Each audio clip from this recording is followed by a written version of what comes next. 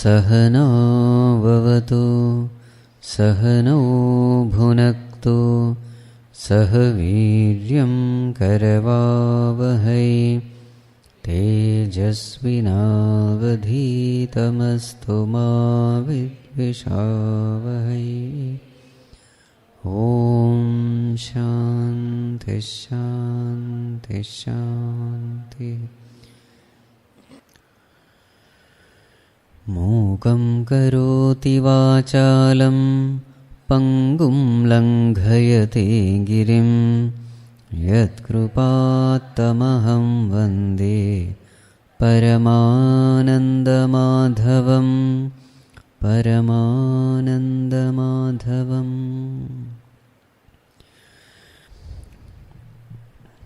So yesterday we were discussing the glory of the great saints. Who are those great ones? Bhaktaha ekantino mukhyaha. The great devotees are the ones who have single goal, one goal, and that is God. So when they chant the name of the Lord, the tears, the eyes are filled with tears. The whole body experiences horripilation. The heart is filled with devotion and love for the Lord. And the voice is choked with emotion. They love to speak only on one subject, and that is Lord. Naradji says, such great saints, Paviyanti Kulani, Prithvimcha, they purify the whole earth. Not only their family, their lineage, but the whole earth is purified by such Mahatmas. They are the ones who sanctify the holy places. The holy places get their holiness, their sacredness because of them. They are the ones who make all professions divine. They are the ones who give authority to the scriptures. Otherwise, how will we know whatever the scriptures have said is true? Because they cannot be proved. So these saints are the living proof that these scriptures are valid and true. These are the saints who make these scriptures relevant to our life. Sat Shastri Kuruvanti Shastrani. How important these scriptures are in our life. They are the ones who inspire us to walk the path shown by the scriptures given by Bhagavan. How are they able to do all this? How did they gain this power? Because they are Tanmayaha, they are one with the Lord.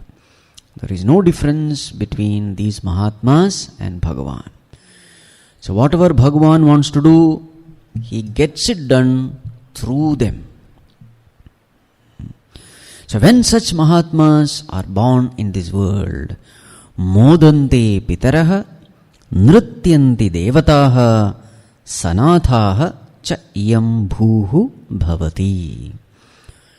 When such Mahatmas, the great souls, take avatar on this planet, what happens? Modante Pitaraha. All their Pitras, ancestors, they rejoice. Why do they rejoice? To have such a Mahatma in one's family is not a joke. To have such a Mahatma born in one's family.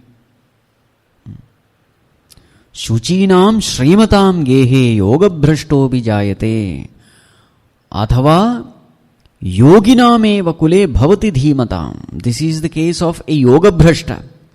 Even a Yoga Bhrashta is born in a highly cultured family, spiritual family, noble family, where the parents are so pure, righteous, religious.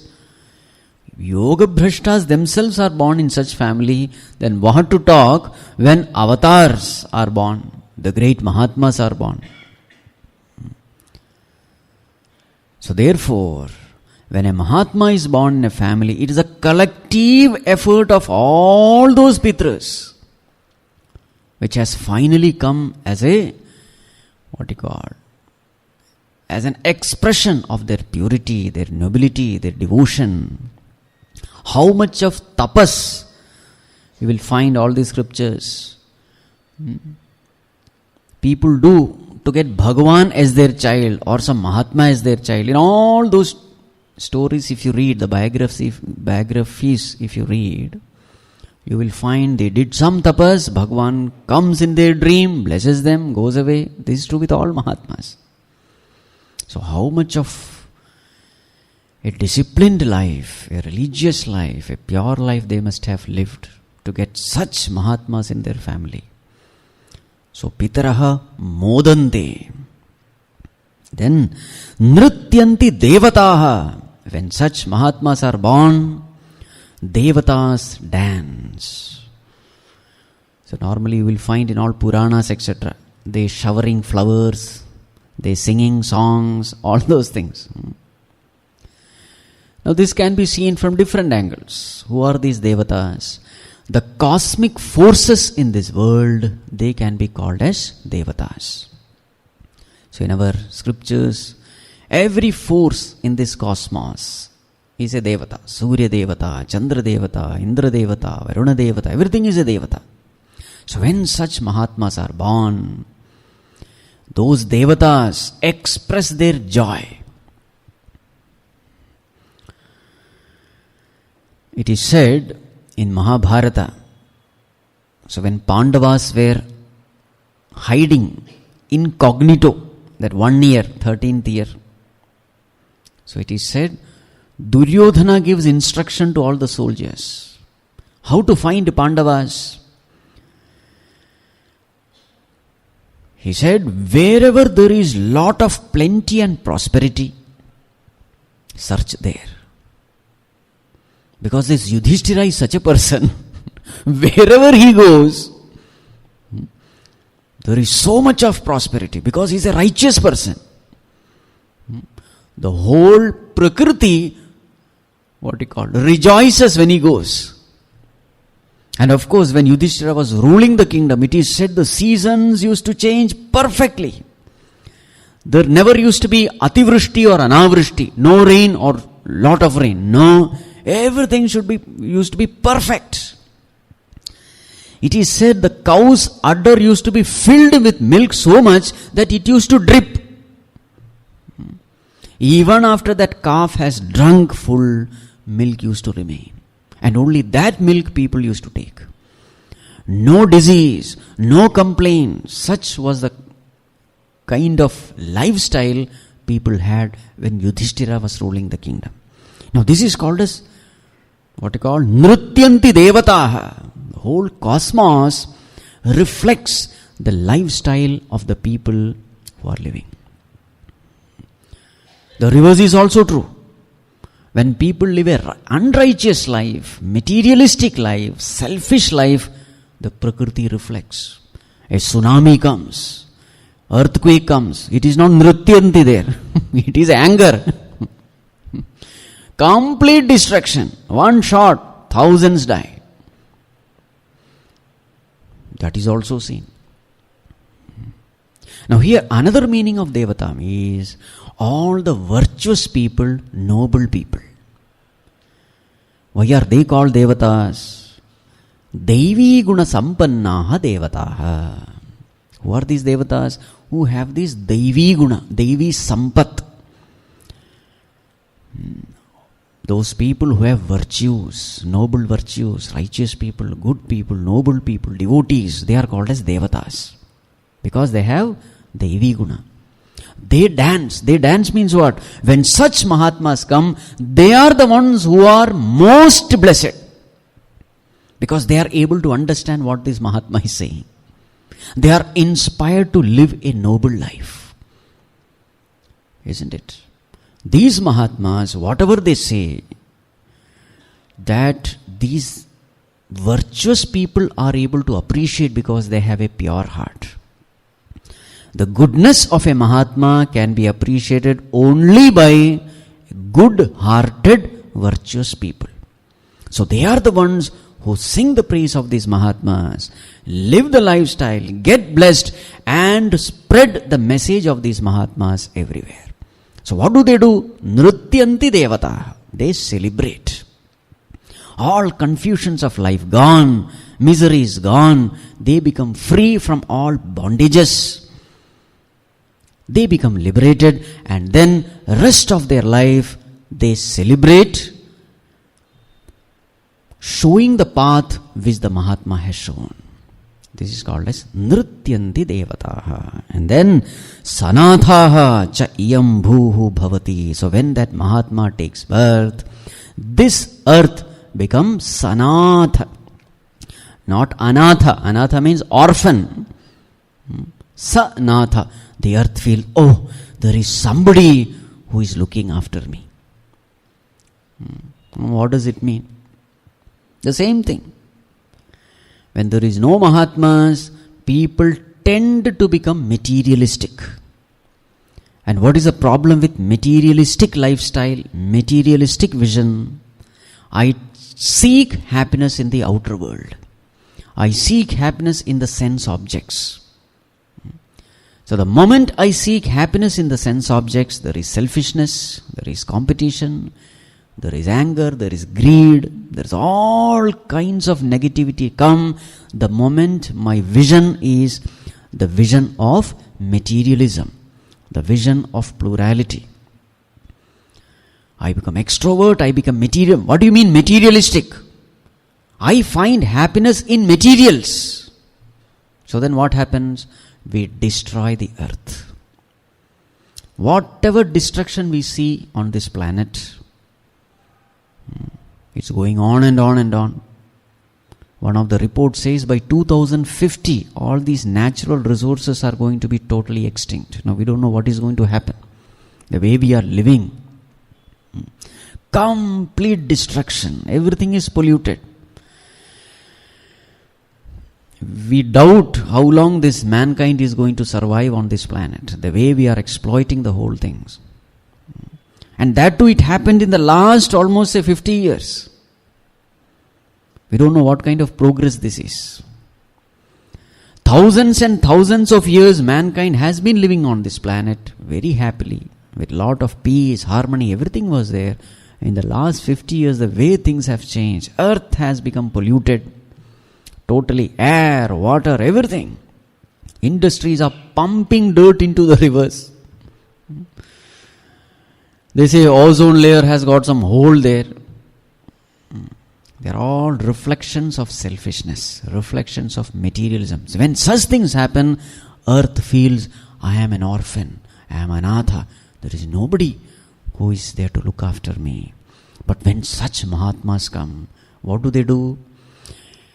They turn these materialistic people into spiritual people. Who are these spiritual people?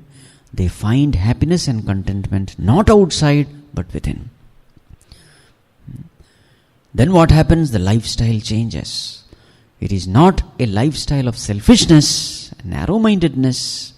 It is a lifestyle of selfless service. So then the earth becomes a heaven upon earth. And then Mother Earth feels, yes, now I am Sanatha, not Anatha. So such is the glory of these Mahatmas. What is their vision of life? Next sutra, sutra number 72. Nasti teshu jati vidya rupa kuladhana kriyadi bhedah. In them, nasti teshu, in them what is not there? Bheda is not there. They don't differentiate. They don't differentiate people based on jati, caste, vidya, education, rupa, beauty, kula, family, dhana, wealth, kriya, profession, adi, etc. As far as they are concerned, they don't differentiate people based on these things. As far as others are concerned, what do? They rate people, judge people, compare people based on all this. To some, they show more respect. To others, they disrespect, they disregard. This is the general lifestyle we find in the world. But what about these Mahatmas? As far as they are concerned, these factors are insignificant. They don't even pay attention to it. Then what do they pay attention? As far as they are concerned, every individual is a manifestation of divine. Everyone is a child of God. So therefore, as far as they are concerned, their love is same to all. Unconditional love to everyone. There is no difference at all. As far as they are concerned, rich and poor, they are same. Beautiful and ugly, same. Literate, illiterate, same. There is no bheda at all, no difference at all. When they see people, what do they see? As far as they are concerned, they see the divine in themselves. The very same divine principle they see in others. So what is the reason why they are able to see this oneness, this vision of oneness? From where has it come from? See the next sutra, 73. Yatastadiyaha. Yataha, because. Why? How are they able to see this oneness? They are able to see this oneness because tadiyaha, they have become his. It's a beautiful term. These are the devotees who have become his. They have become his means what? They belong to God. They belong to God means what? They are not there. What is there is only God. They have become one with the nature of God. Yatastadiyaha. So their vision is a divine vision. In such a vision, there is no place for plurality. There is no place for difference. So this is the greatness of these Mahatmas.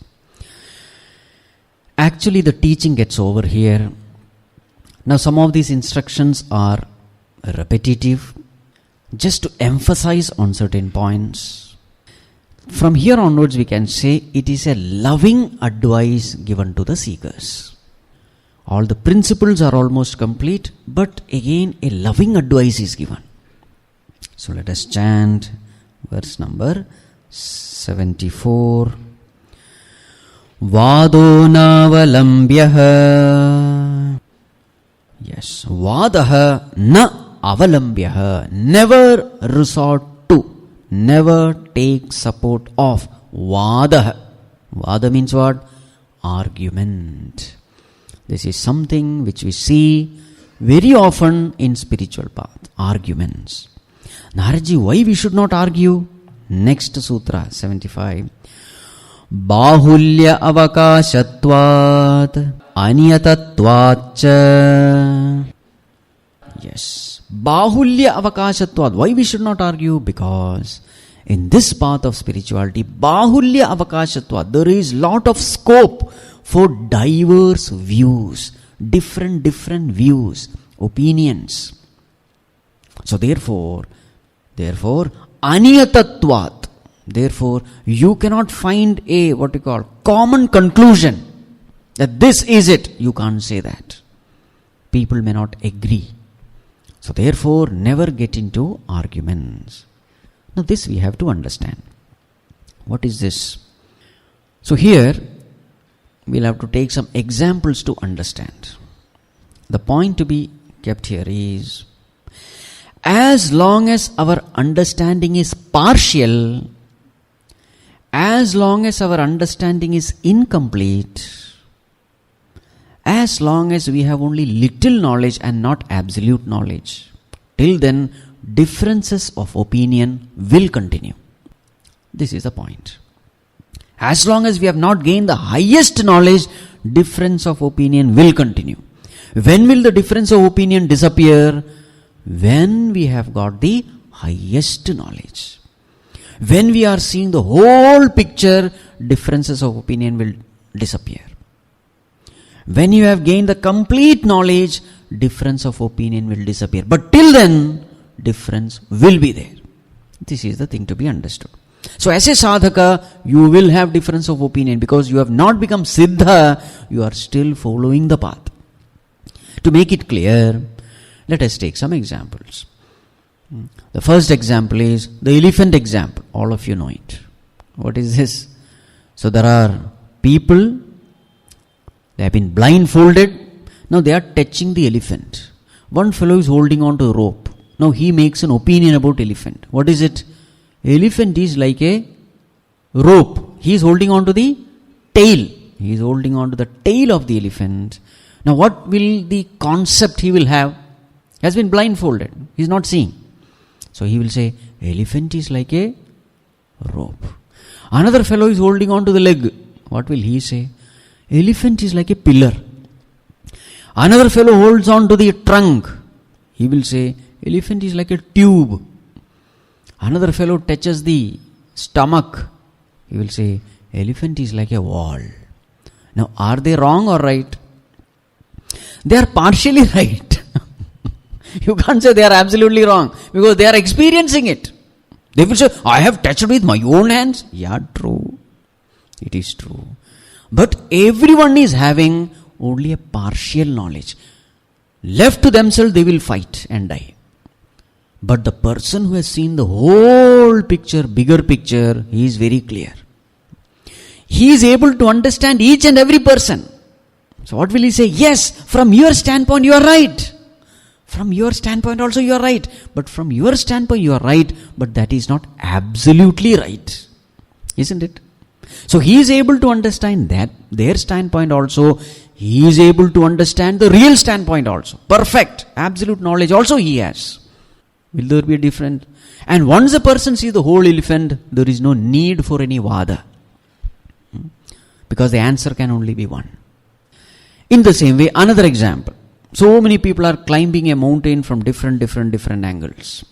As long as they have not reached the highest peak, they will have difference of opinion, they will have difference of experiences. One person will see some water reservoir on the way. Another person will see some rock. Another person will see some greenery because they are all climbing from different direction. One is climbing from southern direction, another from northern direction, eastern direction, western direction. They will have different experience depending upon the route. And suppose they contact each other with a mobile. Where are you? I am near the pond. Which pond? Because there is no pond there. In his route there is no pond. Isn't it? Naturally there will be difference of opinion. But finally when all of them come to the top, there can be only one top. And once they reach there, they come to know, oh, from southern direction these are the things seen. Oh, from northern direction they are able to understand. They are able to understand all the lower standpoints because they are at the highest standpoint. So as long as you have not reached the highest, there will be difference of opinion. Now coming to the subject of spirituality. There are different paths in spirituality according to the needs of the individual. An intellectual person will have lot of questions. He will have lot of why and how. For such a person, Jnana Marga is prescribed. He will come along Jnana Marga, studying the scriptures, reflecting upon it, etc. His path is different.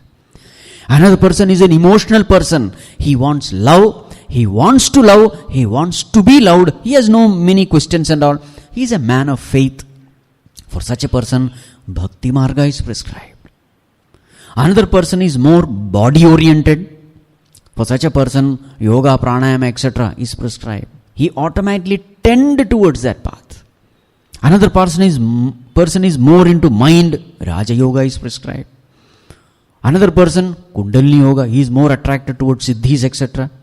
So different people, different paths, when they come in the beginning, at the superficial level, there will be only difference. Right? But as they evolve, as they climb the mountain, remember, in all these paths, there are certain things which are common. What are the common things? Mind has to be controlled. Mind has to be purified. You have to withdraw from the world. You have to develop devotion for God. These are all the common things. There is no concession in any path. All the paths have almost similar disciplines. All virtues have to be practiced. So slowly in different paths, as they practice, finally they come to the peak. And what is the peak? Knowledge of the self. Every path has to culminate in the knowledge of the self. Till they have reached the peak, differences of opinion will continue. So what does Naradji say? As you are a sadhaka, differences will be there. You choose your path, but don't go to criticize others' path. Don't do that. It's a wastage of time. Whatever you are convinced, whatever your natural inclinations are, follow it. You don't have to follow other paths, not necessary. Only one path is necessary to climb the mountain. You don't have to follow every path. Then it's a waste of time. Keep following the path which your teacher has shown you, your master has shown you. The cosmic laws have chosen one master for you. That Lord has exposed you to a one particular teacher, a master, because of whom you are inspired. Follow only that master. You don't have to follow all the masters. You may listen to other masters, but need not follow them. There are so many masters who are not followable. Dangerous path they take. Just like the mountains, there are some people who take the steepest path, straight. He has that ability, he is taking it. But others who don't have the capacity, they will have to go round and round and round. So every path is not followable for me. Please understand. Isn't it? Just like in mathematics, there may be a genius. One step, he solves the problem. But for us, maybe some 10 steps are needed to understand every step. And it's possible. Not every path is meant for us. So therefore, what we have to do, choose our path, but never go to criticize others or argue with others. Vado na avalambyaha. There are so many kinds of paths available in this world. Choose the one which you need. One path is enough. Don't go to argue. But as you evolve in your own path, you will come to understand all the other paths. When you reach the top, you are able to understand all the paths and different standpoints. You are able to understand every statement also. But for that, you have to reach on top. So when you read the books of Dvaita or Advaita or Vishishta Advaita, if you have reached the top, there is no problem for you. Otherwise, you will fight. Dvaitis will fight with Advaitis, and Vishishtadvaitis, the fight. Why? No clarity. But once you have reached the highest, you come to know, these three paths are one and the same, but they are spoken from different standpoints. Just like the wave and the ocean. Is the wave same as ocean? Depending upon the standpoint, answer can change. Wave is not ocean. The size of the wave is very small compared to ocean. That is Dvaita. So you say wave is different from ocean. Then there is Vishishta Advaita, which say wave is a part of the ocean. Jivatma is a part of Paramatma. That is also okay. Then there is Advaita. No, wave and ocean, there is no difference. Because wave is also water, ocean is also water. There is no difference. There is nothing called wave. There is only water. This is Advaita. Both are one. In the same way, Jivatma is also consciousness, Paramatma is also consciousness. There is no difference. But then we have three philosophies. Yes, all the three philosophies are right from different standpoints. So what is the sign of wisdom? The sign of wisdom is you don't find any problem with any philosophy. You are able to understand every philosophy, you have no problem. The moment you have problem, understand, there is no clarity. You have not reached the highest. You must be able to read any scripture and say, yes, this is right. And you should be able to explain it also. There is no contradiction amongst the wise people, amongst Mahatmas. Who fight? The followers fight. Pujya Gurudev used to say, Shastra is never wrong, Shastri is wrong. Shastra, who is interpreting it, he may be wrong. Shastra is perfect. So all this fight that we see, they are all by the immature people who have not gone to the depth about Dvaita, Advaita, Vishishta Advaita. It's a beautiful verse by Hanumanji. When Bhagwan Sri Ramchandraji asked Hanuman, Hanuman, what do you consider me? How do you look at me? This was because Hanumanji was such a great lover of Bhagwan, great devotee of Bhagwan. So one day Bhagwan asked, Hanuman, how do you look at me? Then what did he say? Deha buddhya tudasoham, jiva buddhya twadamshakah, atma buddhya tvamevaham, iti me nischala-matihi. Bhagavan, this is my firm conviction. What is my conviction? Deha buddhya tudasoham. As far as my body is concerned, I am your dasa. From the standpoint of the body, I am your servant. Jiva buddhya twadamshakah. As a jiva, I am your amsha, I am your part. Atma buddhya tvamevaham. As far as my Atma is concerned, the real self is concerned, tvamevaham, there is no difference. Iti me nischala-matihi. This is my firm conviction. Now see this. How clearly Hanumanji said from different angles. Now where is the question of confusion?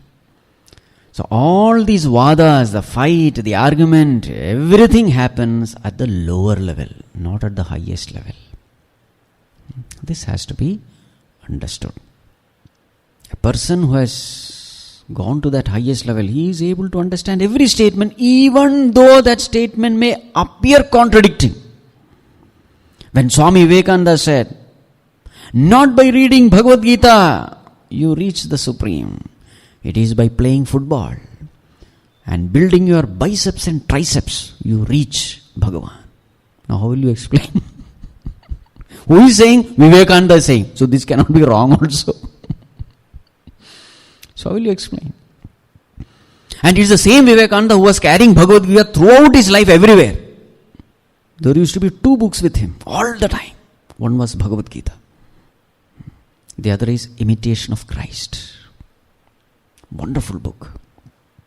Bhagavad Gita was always with him. And the same person says, not by reading Bhagavad Gita you reach the divine. What does it mean? Now there is an outright contradiction. So how will you explain it? So we have to explain that he was addressing some tamasic fellows, very lazy fellows, who are not capable of understanding Bhagavad Gita. They were whiling away their time in laziness and sleep, etc. To put some rajas into them, he had spoken those words. So we'll have to understand. These statements definitely must have been addressed to some tamasic people. To understand this, you must be a sattvic person. A sattvic person can understand the standpoint of a rajasic person and a tamasic person. A rajasic person can never understand the standpoint of a sattvic person. He can only understand tamasic person.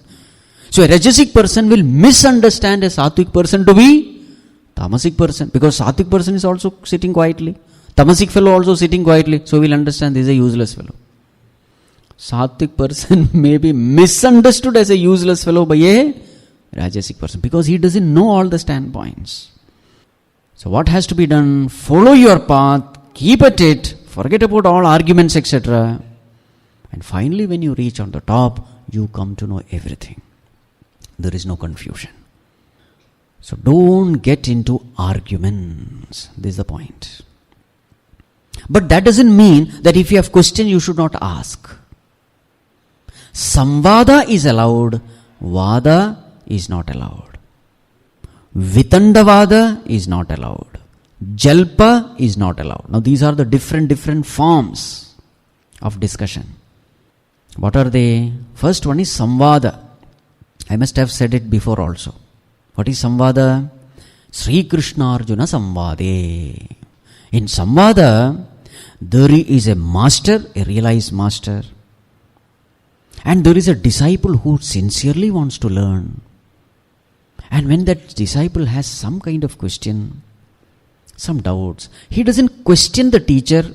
He doesn't have lack of trust or faith in the teacher. He has total faith. But then he asks. So even when he is not able to understand, he will not say the teacher is wrong. He will say, it is my inability because of which I am not able to understand. So this kind of relationship is called Samvada, discussion. It's called as dialogue. So there is a realized master, there is a disciple who is totally at his feet, and then when the discussion happens, that is called as Samvada. The next thing is called Vada. What is Vada? Two people argue, and the purpose of this argument is to know what is right. Knowledge is given importance, but there is argument. Both of them, they have a standpoint, they argue, and finally they come to a conclusion. This is called as Vada. But there is no respect, reverence, etc. Then the third one is called Jalpa. What is Jalpa? My goal is not knowledge, my goal is to win the argument. Somehow I have to prove that the other fellow is wrong. Though deep down I know that I am wrong. But I don't want to admit it. My ego doesn't allow to admit it. I keep on arguing to prove that I am right. Then that is called Jalpa. So I have a standpoint, I hold on to the standpoint, I try to prove that that is right. And the last one is called Vitandavada, most useless. What is Vitandavada? I have no standpoint of my own. Whatever the other fellow says, it is wrong. I have already decided it is wrong. Very strange. Exactly like the politicians. The worst kind. Whatever the oppositions, it is wrong. Whatever the ruling party does or says, it is wrong. They have already decided.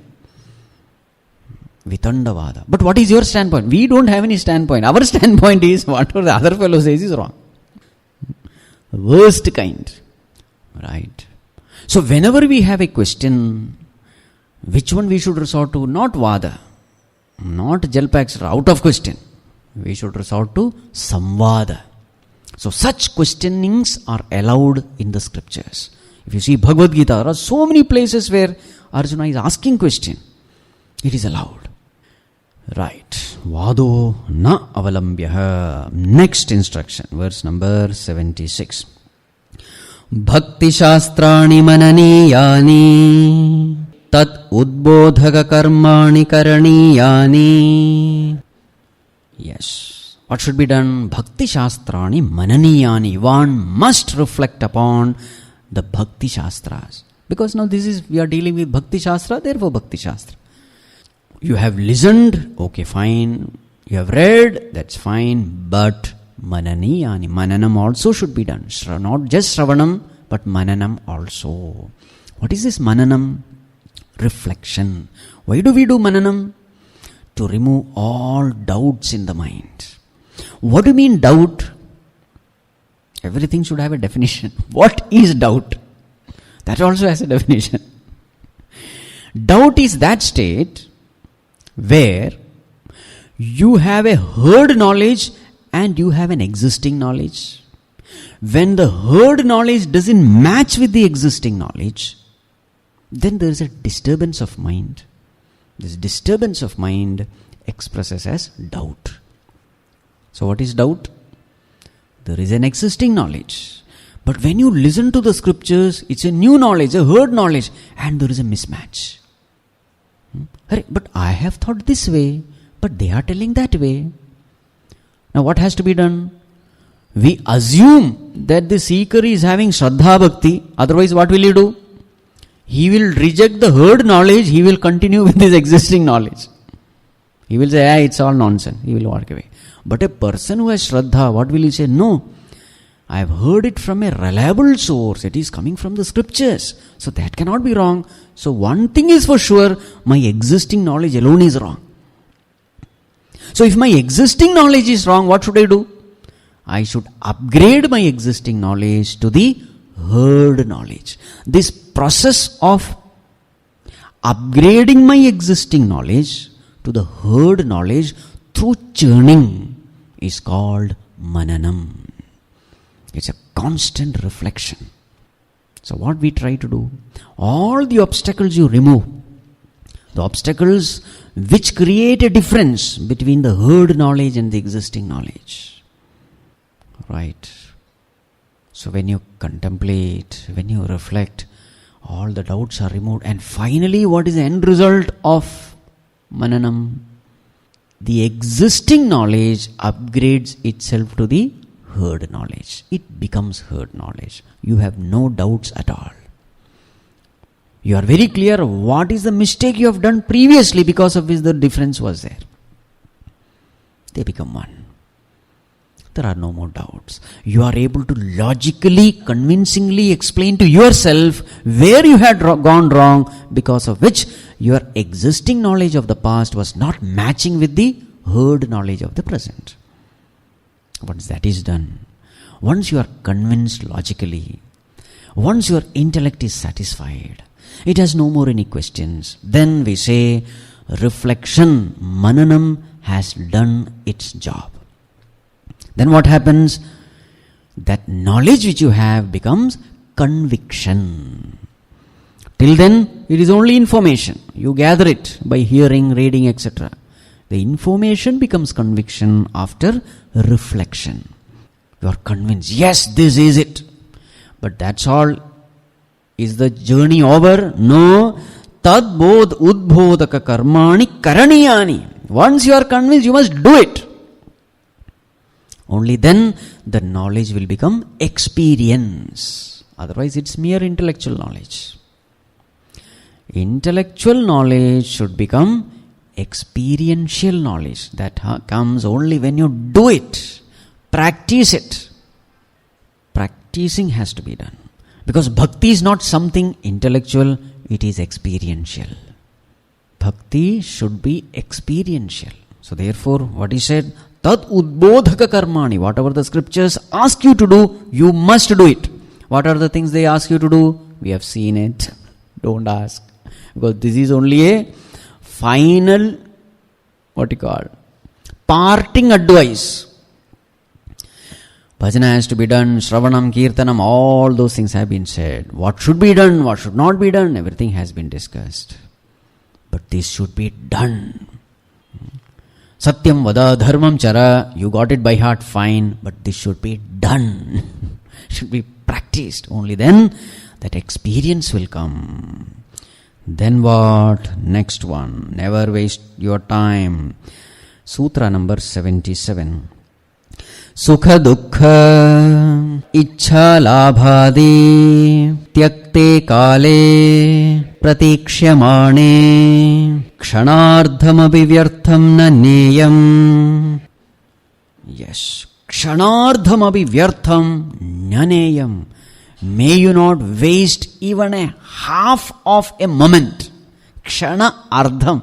Forget about moment, half of a moment. Never waste your time.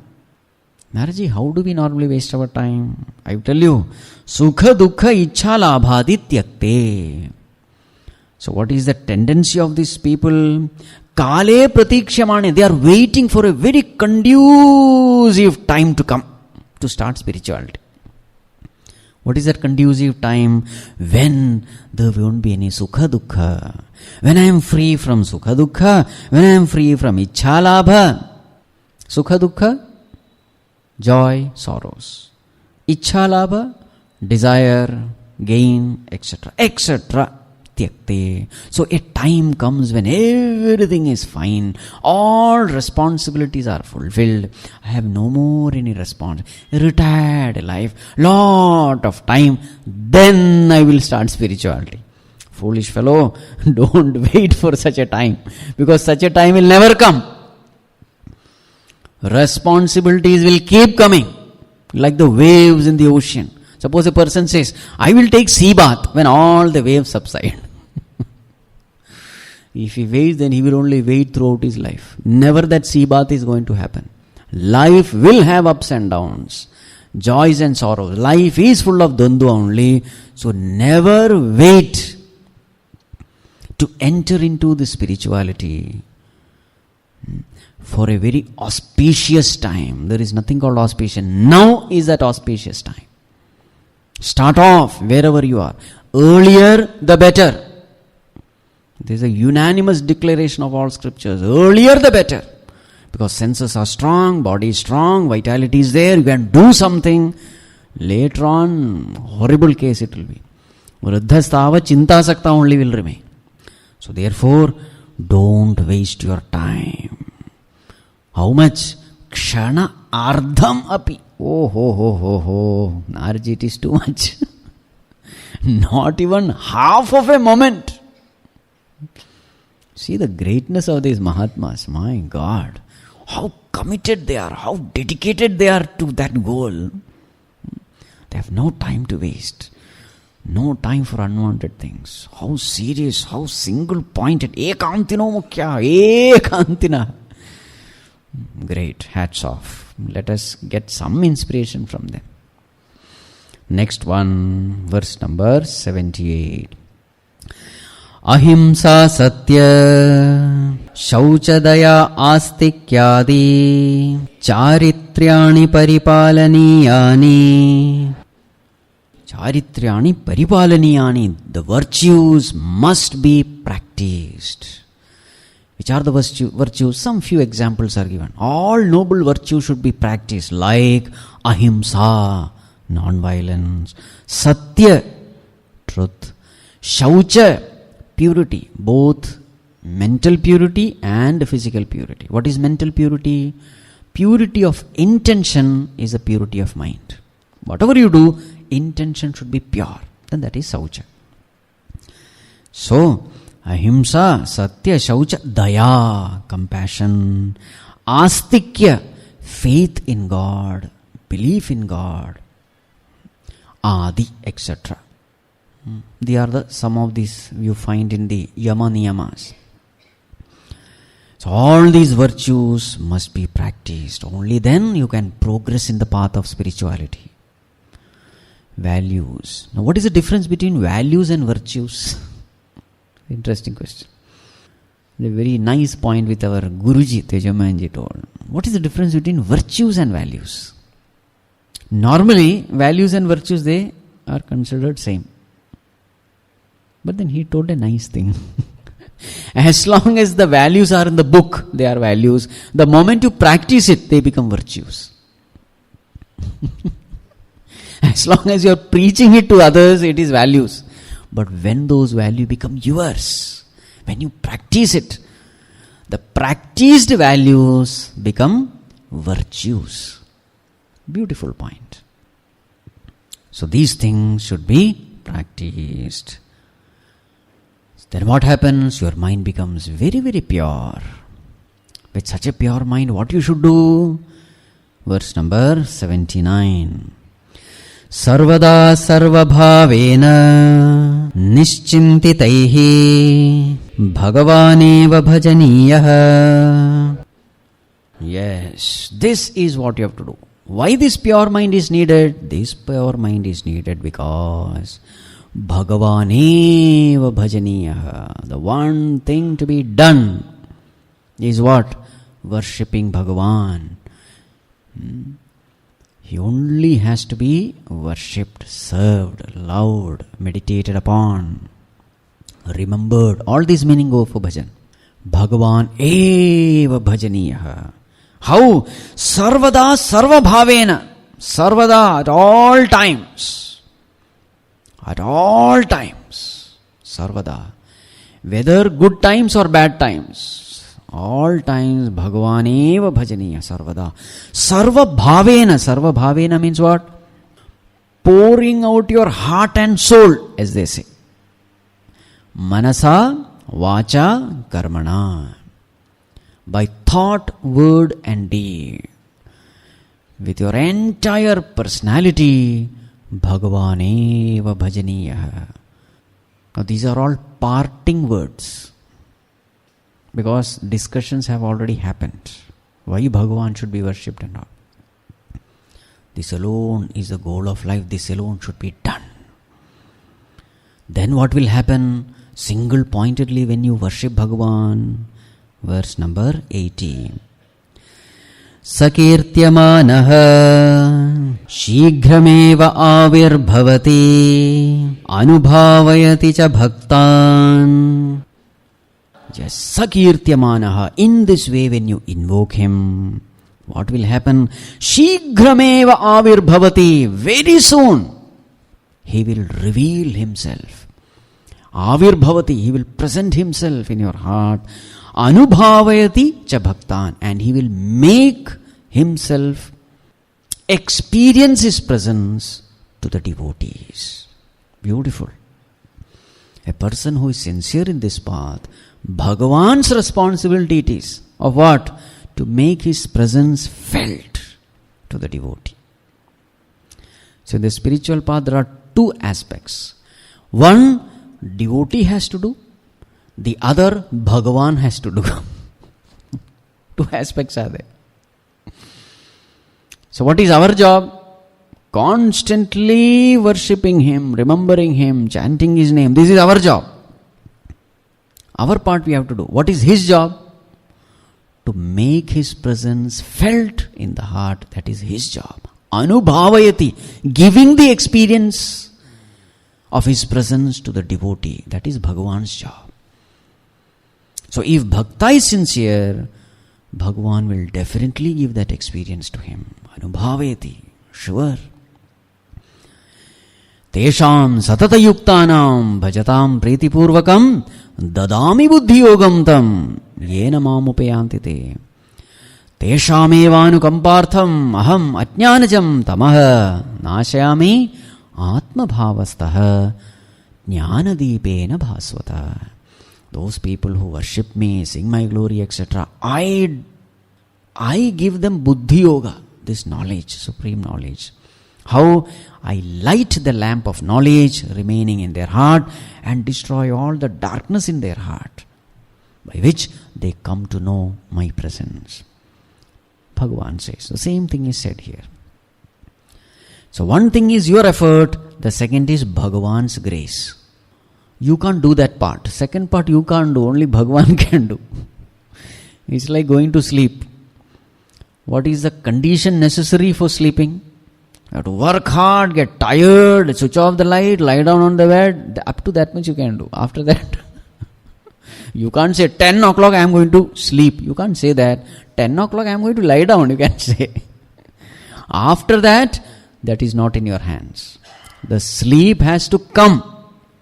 That is not in your hands. In the same way here also.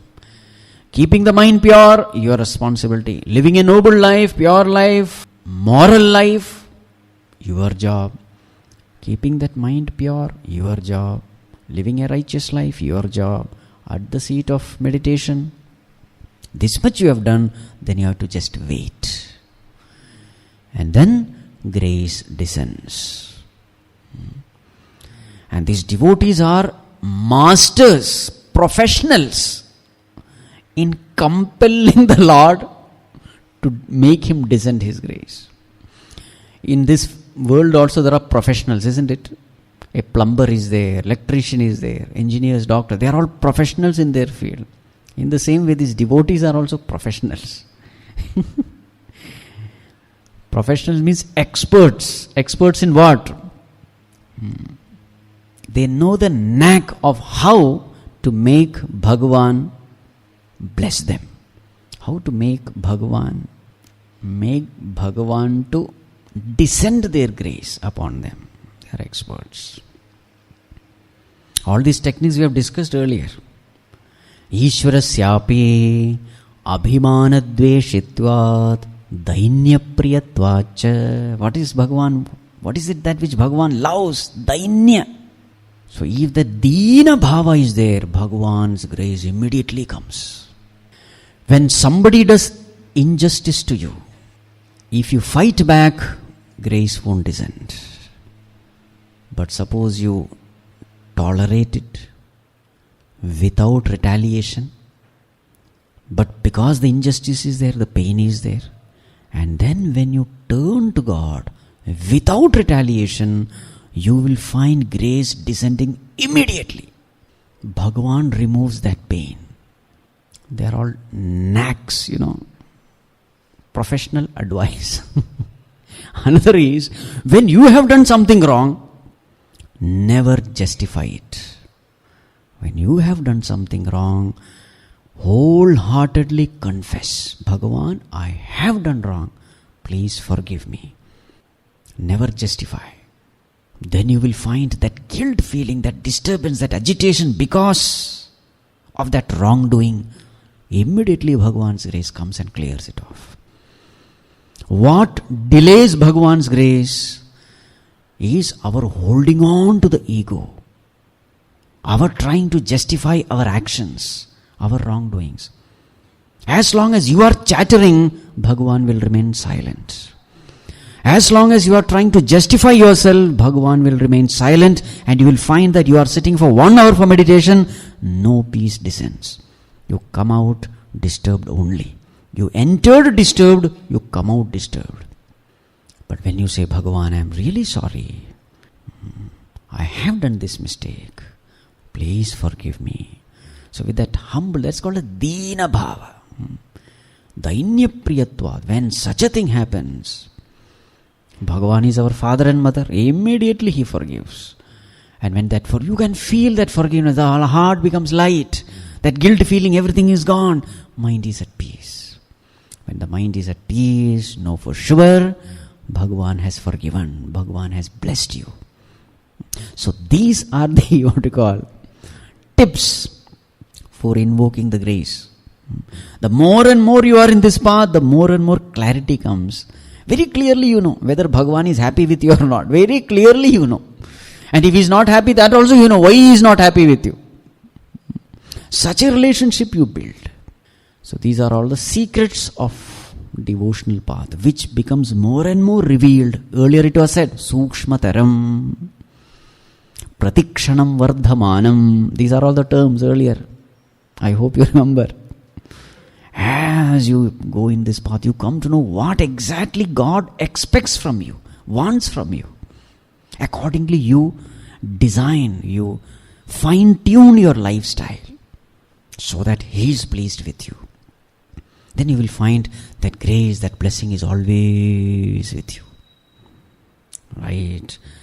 Therefore, next verse, Sutra number 81.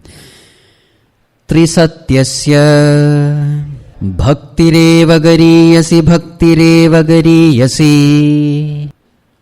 Bhaktireva gariyasi. This bhakti alone is the greatest, noblest, no doubt about it. Twice it is repeated to emphasize the point. This is it. Bhaktireva gariyasi. Trisatyasya. Now what is this Trisatyam? Trisatyasya. What is this Trisatyam? Trisatyam can mean past, present, future, in all the 3 periods of time. Trisatya can mean among the different paths. Karma, Bhakti, Jnana. Among the 3 paths, Bhakti is the noblest. Another meaning. But there is another beautiful meaning. What is another beautiful meaning? Bhagavan's name is Trisatyam. One beautiful name found in Bhagavatam. Who is Bhagavan? He is Trisatya. Trisatya means what? The one who is truth in all the 3 periods of time. Who alone remains. In the past, present, future, if there is one truth which always remains, because everything else is perishable, this one thing is always true. In the waking, dream and deep sleep, if there is one thing which always remains, then that is Bhagavan. So His name is Trisatya. So Trisatyasya means what? Of Bhagavan. Of Bhagavan, what? Bhakti of Bhagavan. So bhaktireva gariyasi means paramatmanah bhakti eva gariyasi. Devotion unto Bhagavan alone is the best, noblest, greatest. This is the third beautiful meaning. What is the best in this world? Devotion unto God. Right. But this devotion can have varieties of expressions, varieties of relationship. This devotion can be experienced. What are the different types of varieties? Next verse, a huge verse. Verse number 82. Gunamahatmya asakti, rupasakti, pujasakti, smaranasakti, dasyasakti, sakhyasakti, vatsalyasakti, kantasakti, atmanivedanasakti, tanmayatasakti, parama virahasakti rupa, ekadha api, ekadashadha bhavati. Yes, ekadha api, ekadashadha bhavati. This love, this devotion, ekadha, it's only one.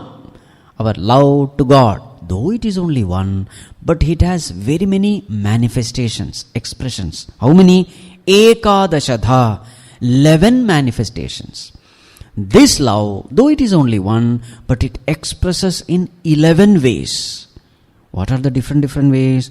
Guna, Mahatmya, Asakti. Asakti means attachment, love, desire.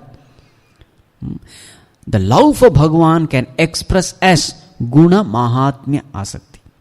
To listen to the glories, Mahatmya of Bhagavan.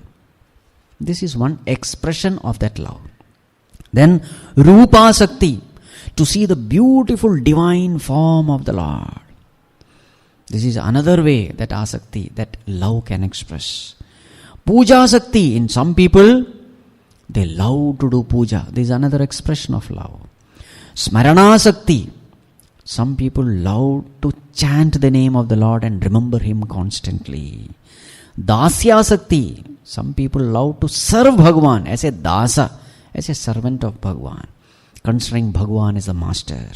Sakhya Sakti, some others may love to have Bhagavan as his friend. Friendly relationship, like our Arjuna or Uddhava. Sakhya Sakti.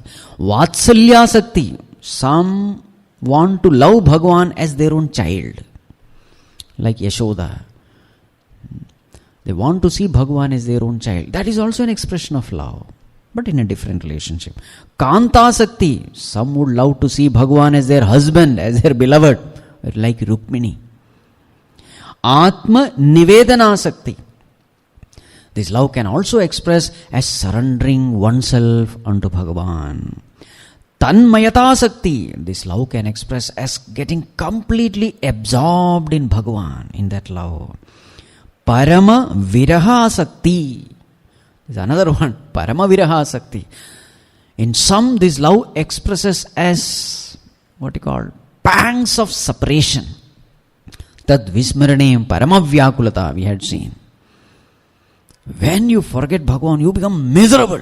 And some people, that is the way love expresses. This viraha is a very strange thing. As long as your beloved is with you, everything is fine. You don't recognize his presence, his importance. But the moment you lose, suddenly that thing or being becomes very important for you, isn't it? You like a thing very much and it was there with you, you don't know its value. Suddenly it is lost, you become miserable. As some people lose their mobile and become miserable. Keep here, there, etc. And when they get it back, oh, what a relief. Isn't it? The value of that thing becomes much more when you lose and then gain. Isn't it? So Bhagavan also plays this game with the devotees. When Bhagavan is there, slightly some pride comes. I am a great devotee, Bhagavan is there. And then Bhagavan withdraws. And there is misery. All, you become humble, simple, down to earth. Then again he blesses. He comes back, blesses you. So any love grows when it goes and comes. And this very often we find in this path of devotion. Parama viraha asakti rupa ekadha api ekadashadha bhavati. So this love has actually speaking, it's not 11. There are so many expressions. Only for namesake 11 have been counted. Love can be expressed in so many ways. We see in the devotees' lives. So therefore, this is the teaching. Naradji says, it's not just my opinion. It is the opinion of all acharyas and it is a unanimous opinion. Next verse. Sutra number 83. Ityevam vadanti janajalpa nirbhayaha ekamataha kumara vyasa shuka shandilya Garga Vishnu Kaundinya Shesha Uddhava Aruni Bali Hanumat Vibhishanadayaha Bhaktacharyaha.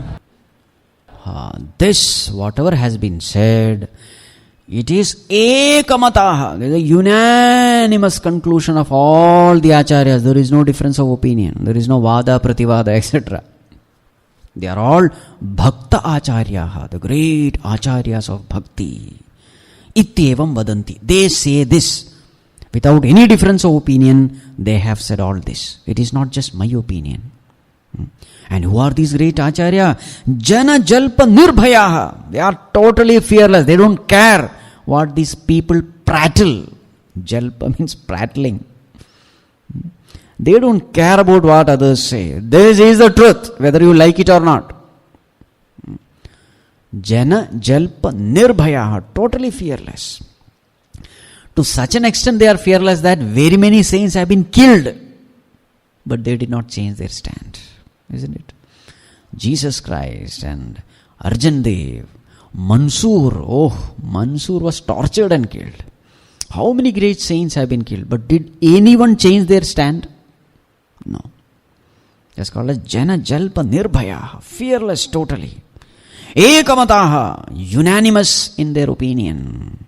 So who are these great acharyas? Some few have been counted here. Kumara, Sanat Kumara, Vyasa, Veda Vyasa Rishi, all of us know. Shukamuni, son of Vyasa Rishi. Shandilya, another great Rishi. Garga, the Kulaguru of Krishna. Vishnu here is another Rishi. Vishnu Rishi. Kaundinya, another Rishi. Shesha, Uddhava, Aruni, Bali, Mahabali, Hanumat, Vibhishanadayaha, Bhaktacharyaha. So some few great acharyas have been listed. Some of them we don't know who they are also. But they were all great rishis and all of them have there is no difference of opinion. Whatever is said is 100% right. This is what they say. Now the last verse. Invoking the blessings unto everyone who studies this seriously with lot of faith and reverence. Verse number 84. Ya idam narada proktam shivanuशासनम् Vishwasite Shraddhate Sabhaktiman Bhavate Sapreshtam Labhate Iti.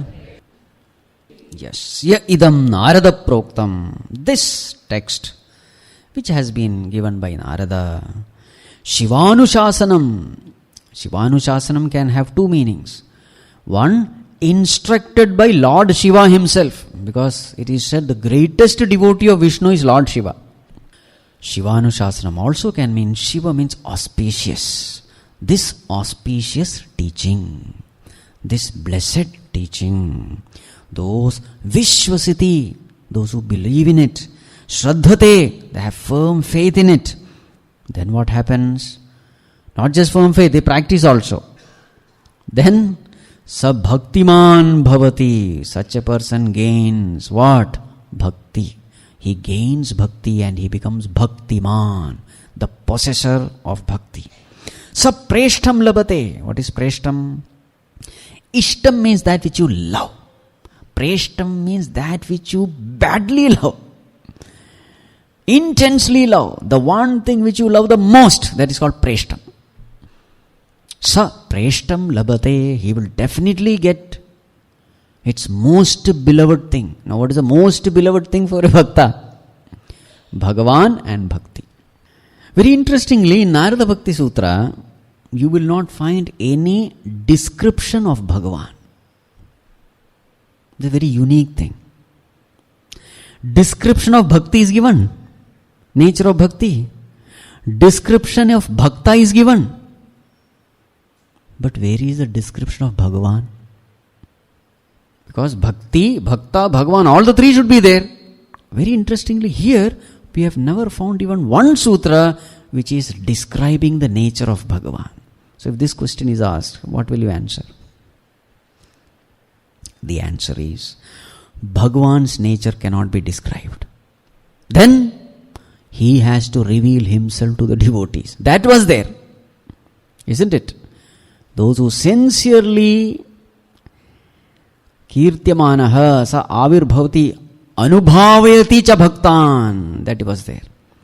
So Bhagavan's nature cannot be described. He only has to reveal his nature to the bhakta. So therefore, it is not a flaw. It is not any defect in this Shastra. What is Bhagavan's nature? Cannot be described. What is the nature? He only has to reveal it to his devotees. That verse is there. So therefore, we cannot point any flaw in Narada Bhakti Sutra. Sapreshtam labhate, sapreshtam labhate. Such a person definitely gets this bhakti.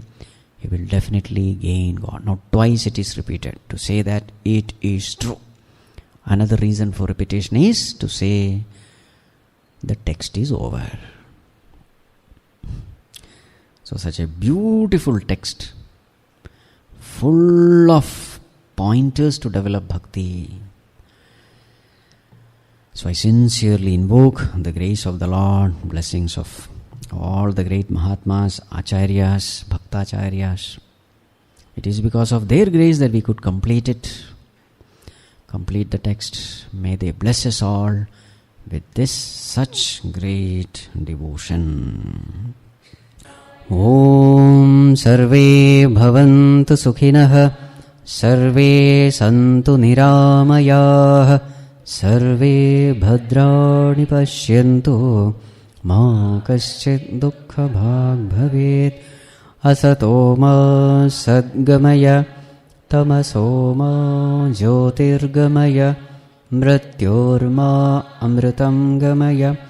Om Shanti Shanti Shanti. Harihi Om Shri Gurubhyo Namaha. Harihi Om.